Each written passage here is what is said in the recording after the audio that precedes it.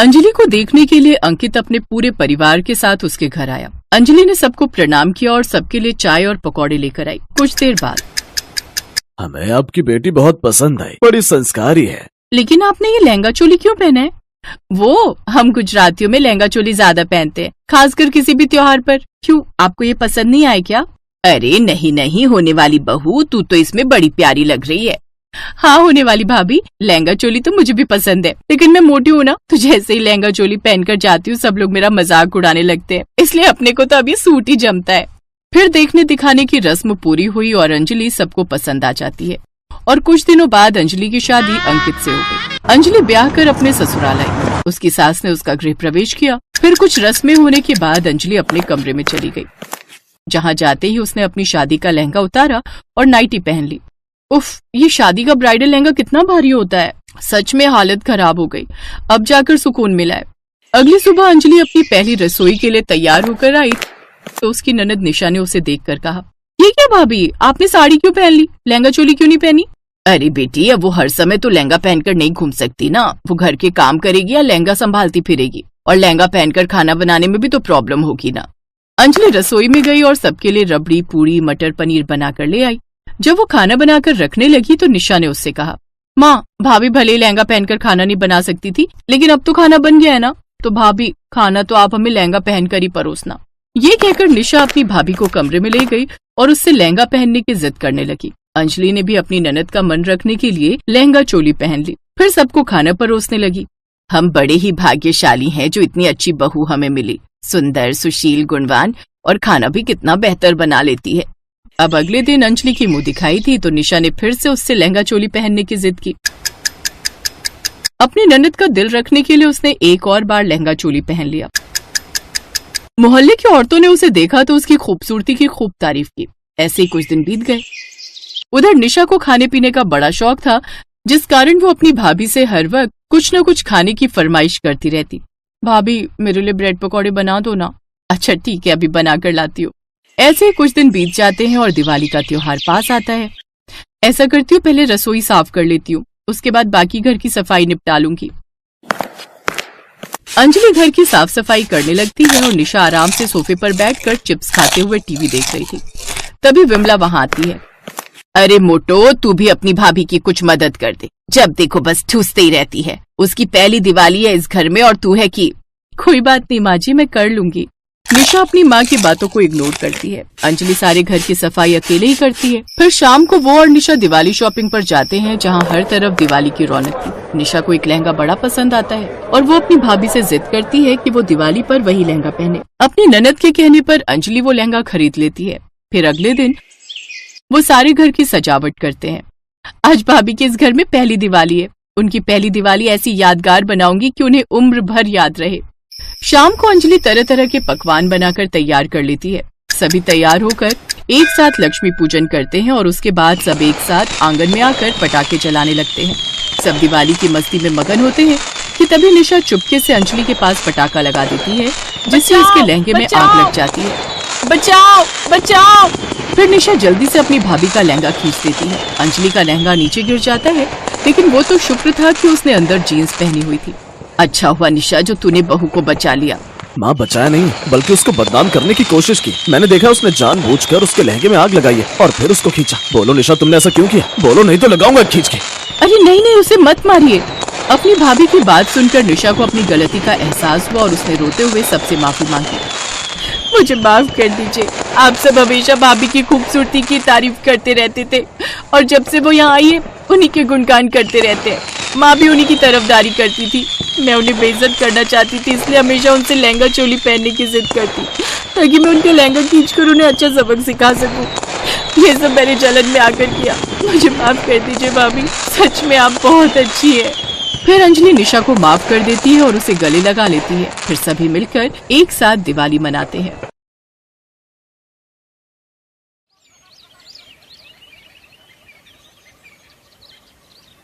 अरे माला, जल्दी करना, देर हो रही है।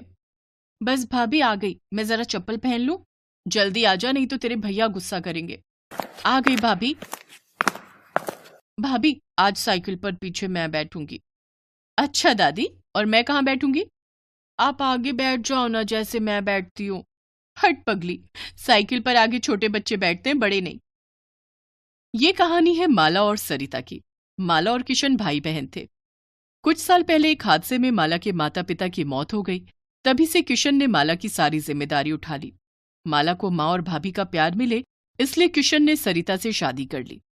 सरिता ने भी माला को अपनी बेटी ही मान लिया। वो माला पर जान छिड़कती थी।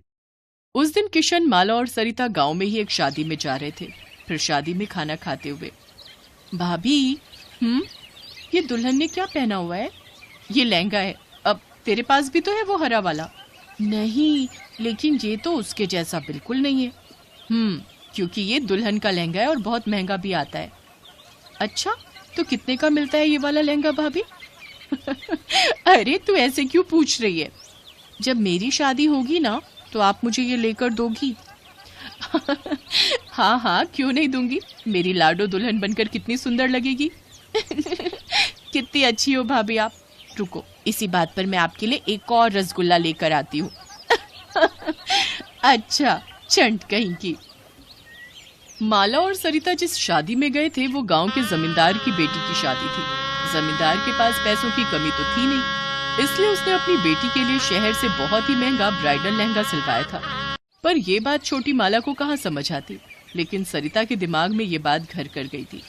घर लौटते हुए साइकिल के आगे बैठी माला अपने भैया के साथ ढेर सारी बातें करती रही और साइकिल पर पीछे बैठी सरिता बस यही हिसाब लगा रही थी कि उसे हर महीने कितने पैसे जोड़ने होंगे ताकि माला की शादी तक वो उसके लिए एक अच्छा लहंगा खरीद सके।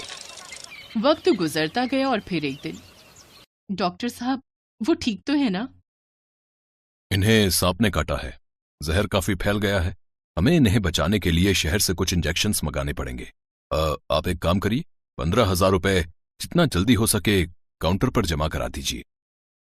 किशन जब खेतों में काम कर रहा था, तभी उसे एक जहरीले सांप ने काट लिया था।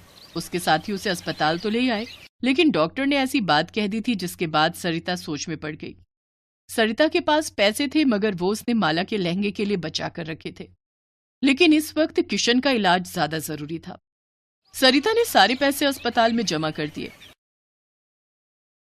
इस तरह किशन की जान तो बच गई, लेकिन वो पहले से बहुत कमजोर हो गया। फिर डॉक्टर ने सरिता से कहा, देखिए, इनकी जान तो बच गई है, लेकिन 3-4 महीने इनसे कोई भारी काम मत करवाना। ये झेल नहीं पाएंगे। इनकी सेवा करो और खूब खिलाई पिलाई भी करनी होगी। जी डॉक्टर साहब। उस दिन से सरिता पर घर चलाने की पूरी जिम्मेदारी आ गई। हालांकि अच्छी बात यह थी कि अब माला जवान हो गई थी, तो माला घर का काम देखती और सरिता बाहर जाकर एक फैक्ट्री में काम करने लगी। तभी एक दिन फैक्ट्री से लौटते हुए माला को रास्ते में एक बहुत बड़ी दर्जी की दुकान दिखी, जिसके बाहर बड़े सुंदर लहंगे टंगे हुए थे। सरिता जानती थी कि वो लहंगे बहुत महंगे होंगे और वो उसे खरीद नहीं पाएगी, लेकिन तभी उसे कुछ सूझा। नमस्ते सेठ जी। नमस्ते नमस्ते, बताओ क्या चाहिए? नहीं सेठ जी, मैं कुछ खरीदने नहीं आई हूँ, मैं तो काम मांगने आई हूँ। अच्छा, वैसे मेरे यहाँ एक मशीन खाली तो है। तुम्हें सिलाई आती है? आती तो नहीं है सेठ जी, पर राम कसम बहुत मेहनत करूंगी, जल्दी से जल्दी सीख लूंगी। चाहे तो मुझे आप पैसे मत देना, बस बढ़िया लहंगा सिलना सिखा देना। सरिता की आंखों में सच्चाई देखकर सेठ ने उसे काम पर रख लिया। अगले ही दिन से सरिता उस दुकान के काबिल दर्जियों से सिलाई सीखने लगी। वो सिलाई के काम के साथ साथ दुकान की साफ सफाई भी करती। उसकी मेहनत से सेठ बहुत खुश था। फिर ठीक 1 महीने बाद, हाँ भाई सरिता, कुछ सीखा तुमने? आज 1 महीना हो गया तुम्हें? जी सेठ जी, देखिए ये मैंने सिला है। सरिता के हाथों में एक बहुत ही प्यारा लहंगा था। उस लहंगे को देखकर सेठ बहुत खुश हुआ और फिर कुछ सोचकर बोला, सरिता, ये तो बहुत बढ़िया है, मगर इसमें कढ़ाई का काम थोड़ा कम होना चाहिए था। उससे क्या होता है कि एक तो तुम्हारी मेहनत भी कम लगती और हम इसे थोड़ा सस्ता भी बेच सकते थे, और दूसरी बात की डिजाइन भी खिल कर आता। जी, मैं आगे से ध्यान रखूंगी। ऐसे ही मेहनत करती रहो, और ये लो तुम्हारी पहली पगार। इतना कहकर सेठ ने सरिता के हाथों में 10,000 रुपए रख दिए। सरिता को इसकी उम्मीद नहीं थी। उसने फौरन घर के लिए ढेर सारा राशन खरीद लिया। इधर किशन भी अब ठीक हो चुका था और अपने काम पर भी जाने लगा। इस बीच माला की शादी तय हो गई, लेकिन माला जानती थी कि उसके भाई भाभी कितनी मुश्किलों से घर का खर्च चला रहे थे। उसकी बचपन से बस एक ही ख्वाहिश थी कि वो अपनी शादी में बढ़िया लहंगा पहने, लेकिन बचपन की जिद को जवानी की समझदारी ने दबा दिया। उसने अपना मन मार लिया और किसी से कुछ नहीं कहा। ऐसे ही कुछ और वक्त बीता और फिर माला की शादी का दिन भी आ गया। माला, माला, दरवाजा खोल जल्दी। जी भाभी। देखो भाभी, ये साड़ी मुझ पर जच रही है ना? सुंदर लग रही हूं ना? अरे पगली, इतनी बड़ी भी नहीं हुई कि अपनी भाभी से कुछ छुपा पाए। सेठ जी अंदर आ जाइए, ये है मेरी गुड़िया। शादी बहुत बहुत मुबारक हो बेटी। शुक्रिया सेठ जी। खुश रहो। और ये लो, ये तुम्हारी भाभी की तरफ से तुम्हारे लिए तोहफा। माला ने फौरन उस थैले को खोला तो उसमें बहुत ही खूबसूरत लहंगा था। माला कुछ न कह सकी, वो बस सरिता की तरफ देखकर रोई जा रही थी। और फिर तुम्हें पता है बेटी, तुम शादी में बढ़िया लहंगा पहन सको, इसके लिए तुम्हारी भाभी ने मेरी दुकान पर काम करना शुरू किया। दिन रात सिलाई का काम सीखा और फिर हर रोज थोड़ा थोड़ा करके इसने अपने हाथों से तुम्हारे लिए ये लहंगा सिला है। पर सेठ जी, आपके बिना ये मुमकिन ना हो पाता। अरे मैंने तो सिर्फ तुम्हें कपड़ा दिया, लेकिन तुमने अपना सब कुछ दे दिया इसमें। ये लहंगा सच में अनमोल है। मुझे नहीं पता कि इस गांव में इतना महंगा लहंगा आज तक किसी दुल्हन ने पहना है कि नहीं। नहीं पहना होगा सेठ जी, क्योंकि किसी भी दुल्हन के पास इतना प्यार करने वाली माँ जैसी भाभी थोड़ी ही होगी। भाभी,